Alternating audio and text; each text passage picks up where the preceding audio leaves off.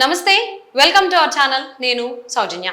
ఎన్నికలకు ముందే వైసీపీకి హైకోర్టు షాక్ ఇచ్చినట్టుగా తెలుస్తోంది. వాలంటీర్ల ద్వారా పింఛన్లు పంపించేటువంటి ప్లాన్ వేసుకున్నటువంటి వైసీపీ దానికి సంబంధించి పిల్ దాఖలు చేయడం జరిగింది హైకోర్టులో. దాన్ని కొట్టిపారేసింది హైకోర్టు. ఈ అంశానికి సంబంధించి మనతో మాట్లాడడానికి, వారి విశ్లేషణని అభిప్రాయాన్ని మనతో పంచుకోవడానికి ఈరోజు మనతో పాటు ఉన్నారు Jai Bharat party spokesperson Chiranjeevi Naik గారు ఉన్నారు. వారితో మాట్లాడదాం. నమస్తే అండి. నమస్తే అండి. జై భారత్ అండి. సో 1వ తారీఖు వచ్చింది అని అంటే జీతాల కోసం ఎలా అయితే ఎదురు చూస్తారో పింఛన్ల కోసం కూడా వయోవృద్ధులు, వికలాంగులు అండ్ లబ్ధిదారులు ఎవరైతే ఉన్నారో వాళ్ళందరూ ఎదురు చూస్తూ ఉంటారు.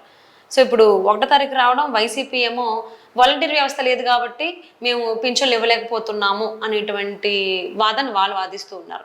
ఎందుకు ఇవ్వలేరు అని ప్రతిపక్షాలు అంటుంది. సో ఏదేమైనా కానీ ఈసీ కంప్లైంట్ వెళ్ళడం, ఈసీ వాలంటీర్ వ్యవస్థని ఈ పింఛన్లకు సంబంధించి దూరం పెట్టండి అని చెప్పేసి ఆదేశాలు జారీ చేసింది. దీనిపైన మళ్ళీ పిల్ దాఖలు వేయడం జరిగింది కదా. సో దాన్ని హైకోర్టు ఇప్పుడు కొట్టిపడేసింది. సో దీన్ని ఏ విధంగా చూడాలి, దీని గురించి మీ అభిప్రాయం ఈ వాదనలోకి వెళ్లే ముందు మా పార్టీ స్టాన్స్ ఎలా ఉందంటే, వాలంటీర్ వ్యవస్థ విషయంలో మా అధ్యక్షులు వారు ఈసీ గారిని, సిఇఓ గారిని 2 సార్లు కలిసి విన్నవించింది ఏంటంటే, వాళ్ళు గవర్నమెంట్ నుంచి శాలరీ తీసుకున్నారు గత 5 సంవత్సరాలుగా. వాలంటీర్స్ వాళ్ళు విధి నిర్వహణలో భాగంగా గౌరవవేతనంగా వాళ్ళు డబ్బులు తీసుకున్నారు కాబట్టి వాళ్ళు గవర్నమెంట్ ఎంప్లాయీస్గా వాళ్ళని ట్రీట్ చేసి వాళ్ళని ఎలక్షన్ డ్యూటీస్లో ఉంచి వాళ్ళని స్థానచలనం చేయండి. ఎక్కడైతే ఇప్పుడు ఫర్ ఎగ్జాంపుల్ గోదావరి జిల్లాలో పనిచేసే వ్యక్తిని రాయలసీమ జిల్లాలో పనిచేసే వాలంటీర్స్ని వాళ్ళని ఉత్తరాంధ్ర ట్రాన్స్ఫర్ చేయగలిగితే వాళ్ళు లోకల్గా ఎవరైతే అంటే వైసీపీ నాయకుల అభ్యర్థులు ఎలా అయితే మార్చారో అలా చేయాలంటే, అలా చేస్తే ఏమవుతుందంటే వాళ్ళు లోకల్గా వాళ్ళ దగ్గర ఇప్పుడు గ్యాడ్జెట్స్ ఉన్నాయి, డేటా ఉంది, ఎవరెవరికి ఏ స్కీమ్ ద్వారా ఎంత బెనిఫిట్ జరిగిందో వాళ్ళ దగ్గర డేటా ఉండటం వల్ల ఎలక్షన్ విధులకు ఈసీ చెప్పినట్టు దూరంగా ఉంచడం వల్ల ఫుల్ ఫ్రీగా ఉన్నారు. 24/7 వాళ్ళు వైసీపీ కార్యకర్తలుగా పనిచేసి ఓటర్ని భయపెడుతున్నారు, లేకపోతే ప్రలోభ పెడుతున్నారు. మీ ఇంటికి జగన్ ఇంత డబ్బులు ఇచ్చాడు, వైసీపీ గవర్నమెంట్ ఇంత డబ్బు ఇచ్చింది, మీరు మాకు పని చేయాలా, మాకు ఓటు వేయాలా అనేసి వాళ్ళు ఈసీ డైరెక్షన్స్ ప్రకారం వాళ్ళు ఎలక్షన్ విధులకు దూరంగా ఉండటం వల్ల వాళ్ళు ఫుల్ టైం వైసీపీ కార్యకర్తలుగా మారిపోయి ఆల్రెడీ వాళ్ళు వైసీపీ సింపథైజర్స్ కార్యకర్తలకి ఇచ్చుకున్నారు. ఇంకా వాళ్ళకి ఏ ఆబ్లిగేషన్ లేకుండా ఈసీ సైడ్ నుంచి కూడా వాళ్ళ మీద ఎలాంటి ఒత్తిడి లేకుండా ఫ్రీ అయిపోవడం వల్ల వాళ్ళు ఫుల్ టైం వైసీపీకి పనిచేస్తున్నారు అనే అంశం మా దృష్టికి రావడం వల్ల మా అధ్యక్షులు వారు కొంచెం దూరదృష్టితో ఆలోచించి ఆంధ్రప్రదేశ్లో ఎన్నికల్లో జరగాలి, యుద్ధంలో జరగకూడదు, ప్రలోభాలతో జరగకూడదు అనే ఒక అంశాన్ని గ్రహించిన తర్వాత సిఇఓ గారిని 2 సార్లు కలిసి విన్నవించింది ఏంటంటే, వీళ్ళని విధుల్లో ఉంచి ట్రాన్స్ఫర్ చేయండి, జిల్లాల నుంచి వేరే జిల్లాలో ట్రాన్స్ఫర్ చేయగలిగితే ఎలక్షన్ ఫ్రీ అండ్ ఫెయిర్ మేనర్లో జరుగుతుంది అన్నారు. దాన్ని ఈసీ వారు కన్సిడర్ చేస్తారో లేదా అనేది అది వేరే విషయం, పక్కన పెడతాం. కానీ వాళ్ళు ట్రాన్స్ఫర్ చేస్తే ఎలక్షన్ ఫ్రీ అండ్ ఫెయిర్ మేనర్లో జరుగుతుంది.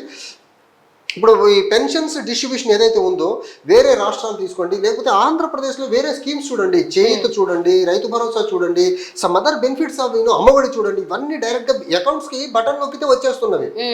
ఇన్ని స్కీమ్స్లో మీరు బటన్ నొక్కి డబ్బులు ఇవ్వగలిగినప్పుడు ఒక పెన్షన్స్ విషయంలో వాలంటీర్ అనే ఒక వ్యవస్థను క్రియేట్ చేసి పెన్షన్స్ ఎందుకు ఇప్పిస్తున్నారు, దీని వెనకాల ఉన్న కుట్ర ఏమిటి? First thing. సెకండ్ థింగ్, మీరు పెన్షన్ ఇప్పిస్తున్నారు సరే, పెన్షన్ ఇచ్చి అక్కడితో అక్కట్లో వాళ్ళ గ్యాడ్జెట్స్ ఇచ్చి వాళ్ళ డేటా వాళ్ళకి సంబంధించిన స్కీమ్స్ పరంగా వచ్చిన బెనిఫిట్స్ మొత్తం వాళ్ళ దగ్గర కంప్లీట్ పర్సనల్ డీటెయిల్స్ వీళ్ళ దగ్గర పెట్టేసుకుని దీని ద్వారా మీరు ఏం చేయాలనుకున్నారు? వాళ్ళకి గ్యాడ్జెట్స్కి ఇచ్చిన డబ్బులు దండగా, వాళ్ళకి ఇచ్చిన జీతాలు దండగా. ఇప్పుడు ఆల్రెడీ మీకు గ్రామ సచివాలయం మీద ఒక పెద్ద వ్యవస్థను తీసుకొచ్చాము, డీసెంట్రలైజేషన్ ఆఫ్ గవర్నెన్స్లో భాగంగా ఇంత తీసుకొచ్చామని చెప్పిన మీరు అంత మ్యాన్ పవర్ ఉండగా మీకు సపరేట్గా ఒక ప్రైవేట్ సైన్యాన్ని పెట్టాల్సిన అవసరం ఏమొచ్చింది? అన్ని స్కీమ్స్కి బటన్ నొక్కి మీరు ఈ స్కీమ్కే, పెన్షనర్స్కే మీరు ఈ వాలంటీర్ అనే వ్యవస్థను తయారు చేసి వాళ్ళని ఇంటికి తీసుకెళ్ళి పెన్షన్ ఇవ్వజూపేదానికి దీని వెనకాల కారణం ఏంటి? వైసీపీ గత డే 1 నుంచి 2019లో గెలిచిన తర్వాత డే 1 నుంచి 2024 ఎన్నికలను దృష్టిలో పెట్టుకుని ఇలాంటి దుశ్చర్యలకు పాల్పడింది. ఇది ఏదైతే వాలంటీర్ వ్యవస్థ ఉందో వాళ్ళ కార్యకర్తలను తీసుకొచ్చి పెట్టుకొని 50 గృహాలకి హౌస్ హోల్డ్స్కి ఒక వాలంటీర్ని పెట్టేసి వీళ్ళలో ఎవరు మనవాడు కాదు, మనకి ఎన్ని ఓట్లు వస్తాయి, వీళ్ళ దగ్గర నుంచి ఎన్ని ఓట్లు మనకి 50 కుటుంబాల్లో రావు అనేది ఒక పరిగణలోకి తీసుకొని రాని కుటుంబాన్ని వాలంటీర్స్ ద్వారా వాళ్ళని ప్రలోభాలు పెట్టి వాళ్ళని బెదిరించైనా మనకు అనుకూలంగా మార్చుకునే ప్రయత్నం చేయాలనుకున్నారు. వాళ్ళు సక్సెస్ అయ్యారు. అంటే ఇప్పుడు మీరే చెప్తున్నారు వాలంటీర్ వ్యవస్థ అనేది మొత్తం అందరినీ కదా ఓటర్స్ని ప్రలోభ పెట్టడం కావచ్చు, భయపెట్టడం కావచ్చు. అంటే అధికారం లేకుండానే ఇన్ని చేసినప్పుడు అధికారం ఒకవేళ ఈ ఎన్నికల విధులకు సంబంధించి ఈసీ కనుక వాలంటీర్లకి పర్మిషన్ ఇస్తే ఇంకెంత దురాగతాలు. వాళ్ళు డ్యూటీస్ లో ఉండాలా, కానీ రెస్పెక్టివ్ ప్లేస్ లో ఉండకుండా వాళ్ళని ట్రాన్స్ఫర్ చేయాలా. కొత్త ప్లేస్కి వెళ్ళినప్పుడు అక్కడ ఏ మనిషి ఏ పార్టీ వాడో తెలియదు వీడికి. వాలంటీర్ వ్యవస్థ అందరి దగ్గర ఉన్నప్పుడు ఒకరి దగ్గర నుంచి ఒకరికి ఇన్ఫర్మేషన్ ఎందుకు షేర్ అంటే ఇప్పుడు ఫర్ ఎగ్జాంపుల్ అడ్జస్టెంట్ ఏరియాస్ అయితే మీరు చెప్పినట్టు డేటా ట్రాన్స్ఫర్ ఈజీ అవుతుంది, డేటా ఎక్స్చేంజ్ ఈజీ అవుతుంది. కానీ ఒక రాయలసీమ జిల్లా వ్యక్తిని తీసుకెళ్లి ఉత్తరాంధ్రలో వేస్తే ఈ వాలంటీర్కి ఆ వాలంటీర్కి కనెక్షన్ ఎప్పుడు, డేటా ఎప్పుడు ట్రాన్స్ఫర్ అవుతుంది? దీన్ని పట్టుకోవడం ఈజీ అవుతుంది. ఎప్పుడన్నా జరగచ్చు కదా వాలంటీర్ వ్యవస్థ అంటే. ఇప్పుడు మన దగ్గర చాలా కమ్యూనికేషన్స్ ఉన్నాయి, అంత ఈజీగా మెయిల్ త్రూ ట్రాన్స్ఫర్ చేసుకోవచ్చు, ఈవెన్ ట్యాబ్స్ ఒకరికొకరు ఇచ్చుకోవచ్చు. సో కొంతమంది అయితే ట్యాబ్స్ ని హ్యాండ్ ఓవర్ చేయడం జరిగింది. అంటే అంటే ఆలోచన వరకు ఒకటి, అదే కనుక ఆచరణలోకి వస్తే ఏ విధంగా ఉంటుంది అంటే హాస్పిటాలిటీ, స్టేయింగ్, అకామిడేషన్ ఇవన్నీ కూడా ఉంటాయి. 5 సంవత్సరాలు మీరు ఊరికి 5,000 ఇచ్చి పెంచి పోషించినప్పుడు ఎలక్షన్ ప్రక్రియ సజావుగా జరిగేదానికి, ఎలక్షన్ మాల్ ప్రాక్టీసెస్ జరగకుండా, election free and fair manner లో కొంచెం ఖర్చు అయితే ఏమైంది, ఇబ్బంది అవుతుంది. వాళ్ళకి ట్రాన్స్పోర్ట్, వాళ్ళకి ఫుడ్కి ఇస్తే ఇబ్బంది ఏమి ఉండదు.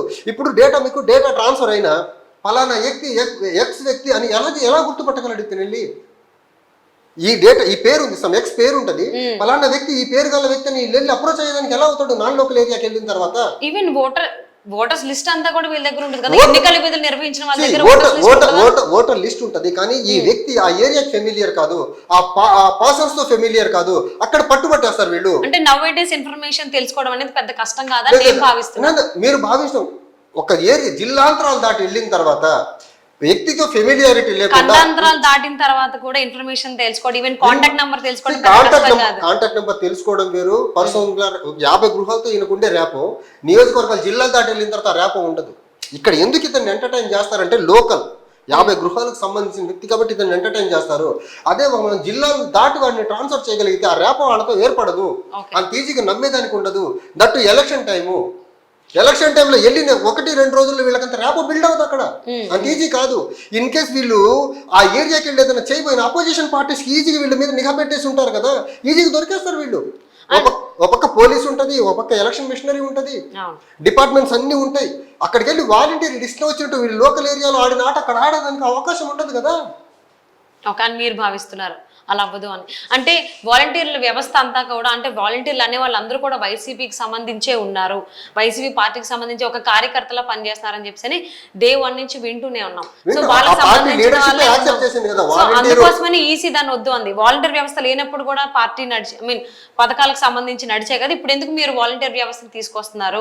లేకుండా కూడా కొన్ని రాష్ట్రాలు స్ట్రైక్ డౌన్ చేసిందో ఈ పిల్ ని డే 1 స్ట్రైక్ డౌన్ చేసి ఉంటే బాగుండేది. ఫస్ట్ థింగ్, వాలంటీర్స్ లేకుండా పెన్షన్స్ అన్ని రాష్ట్రాలు ఇస్తున్నారు. ఆంధ్రప్రదేశ్ లో కూడా వేరే స్కీమ్ బెనిఫిట్స్ అని ఇస్తున్నారు కదా, చేయూత కానీ, అమ్మబడి కానివ్వండి, లేకపోతే రైతు భరోసా కానీ, మీరు డైరెక్ట్ అకౌంట్ కి ఇస్తున్నప్పుడు ఒక్క పెన్షన్స్ మాత్రమే మీరు ఎందుకు వీళ్ళ చేతిలో పెట్టారు? ఒక పెన్షన్ ని వీళ్ళు ఎందుకు వాడుతున్నారు? ఎందుకంటే ఓల్డ్ ఏజ్ పీపుల్, తర్వాత వికలాంగులు, వీళ్ళందరూ ప్రలోభాలు పెట్టడం ఈజీయేనా? సో డే 1 స్ట్రైక్ డౌన్ చేయాల్సింది ఎలక్షన్ ముందు వరకు తీసుకొచ్చి వైసీపీ ప్లస్ ఇప్పుడు వాలంటీర్లు, జగన్మోహన్ రెడ్డి వైసీపీ లీడర్షిప్ ఏమంటుంది, మనలో ఒకడు, మన ఇండ్లలో పిల్లోళ్ళు వీళ్ళందరూ మన వాళ్ళు, మన పార్టీ కార్యకర్తలు వీళ్ళే చెప్తున్నారు. సో వీళ్ళందరినీ ఇప్పుడు విధులకు దూరంగా ఉంచడం వల్ల ఫుల్ లెంత్ లో వాళ్ళు వైసీపీకి ఇంకా ప్లస్ మేలు జరిగేదానికి పనిచేస్తారు ఇప్పుడు వాళ్ళు. అందుకనే మా పార్టీ టైం అండ్ అగైన్, మా అధ్యక్షులు వారు టైం అండ్ అగైన్ చెప్తున్నారు, వీళ్ళని డ్యూటీస్ లో ఉంచి ట్రాన్స్ఫర్ చేయండి జిల్లా నుంచి వేరే జిల్లాకి. అప్పుడు మాత్రమే ఎలక్షన్ ఫ్రీ అండ్ ఫెయిర్ మేనర్లో జరుగుతుంది. ఈ వాలంటీర్లు లోకల్గా ఉండి ఎలక్షన్ని ప్రభావితం చేసేదానికి ఆస్కారం ఉండదు. లేని పక్షంలో వీళ్ళ దగ్గర ఉండే ఇన్ఫర్మేషన్ వీళ్ళకు ఉంటుంది, ఏ ఇంట్లో ఎవరికి ఏ బెనిఫిట్ వెళ్ళిందో వీళ్ళ దగ్గర ఇన్ఫర్మేషన్ ఉంటుంది. గ్యాడ్జెట్స్, ఇప్పుడు గ్యాడ్జెట్స్ అన్నారు, గ్యాడ్జెట్స్ ని కలెక్టర్ ఆఫీస్ లో జమ చేయాలని చెప్పారు. అక్కడ జమ చేసినంత మాత్రం నాకు తెలియకుండా ఉన్నది కదా, 50 గృహాలే కదా, వాళ్ళ చుట్టుపక్కల ఉండే కొంపలే కదా అవన్నీ. సో ఈజీ, వాళ్ళ దగ్గర ఇన్ఫర్మేషన్ చాలా ఈజీగా ఉంటుంది. నేను అదే ఇన్ఫర్మేషన్ అనేది ఈజీగానే ట్రాన్స్ఫర్ అవుతుంది. ఆ 50 గృహాలకు సంబంధించింది అతనికి తెలుస్తుంది. జిల్లా దాటేసి వేరే జిల్లా పంపిస్తే ఆయనకు తెలిసిన ఆస్కారం ఉండదు. ఓకే, సో ఏదేమైనా కానీ వాలంటీర్ వ్యవస్థకు సంబంధించి ఈ పింఛన్ల పంపిణీలో హైకోర్టు షాక్ ఇచ్చిందని చెప్పుకోవాలి వైసీపీకి. మరి ఇకపై పింఛన్లు అనేటువంటిది ఎలాగా పంపిణీ చేస్తుంది, లేకపోతే ప్రత్యామ్నాయ మార్గాన్ని చెప్పింది కదా, అదేనా ఫాలో అవుతుందా? ఇంతకు ముందు ఉందండి, ఇంతకు ముందు మనకు పంచాయతీరాజ్ డిపార్ట్మెంట్ వాళ్ళు చేసేవాళ్ళు కదా, ఇప్పుడు కూడా అదే గ్రామ వార్డు సచివాలయాల సిబ్బంది ఎవరైతే ఉన్నారో వాళ్ళ చేత పంపించండి చెప్పి ఈసీనే చెప్తుంది, కోర్టు కూడా అదే చెప్తోంది. కానీ వైసీపీ అసలు పట్టించుకోవడమే లేదు ఇక్కడ. అంతకు ముందు జస్ట్ పంచాయత్ సెక్రటరీస్ ఉండేవాళ్ళు, ఇప్పుడు గ్రామ సచివాలయాలు వచ్చాయి, మున్సిపాలిటీ సెక్రటరీస్ వచ్చాయి, అందులో ఉన్న మ్యాన్ పవర్ ఇంకా పెరిగింది కదా. అవును, ఎప్పుడైనా కానీ ఇవ్వాలి అనుకున్నప్పుడు ఎవరైనా ఎలాగని ఇవ్వగలుగుతారు. మీరు అన్నట్టు బటన్ నొక్కించినటువంటి చాలా పథకాలు ఉన్నాయి.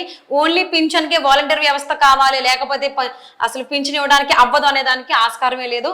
దానికోసం ప్రతిపక్షాలు కావచ్చు, ఈసీ కావచ్చు, హైకోర్టు కావచ్చు, ప్రత్యామ్నాయ మార్గాలు ఇన్నున్నాయని చెప్పి చెప్తున్నది వైసీపీకి. మరి అది ఫాలో అవుతుందా? వాలంటీర్ వ్యవస్థ మీదే ఆధారపడి ఉంటుందా వైసీపీ? చూద్దామండి. Thank you so much for spending.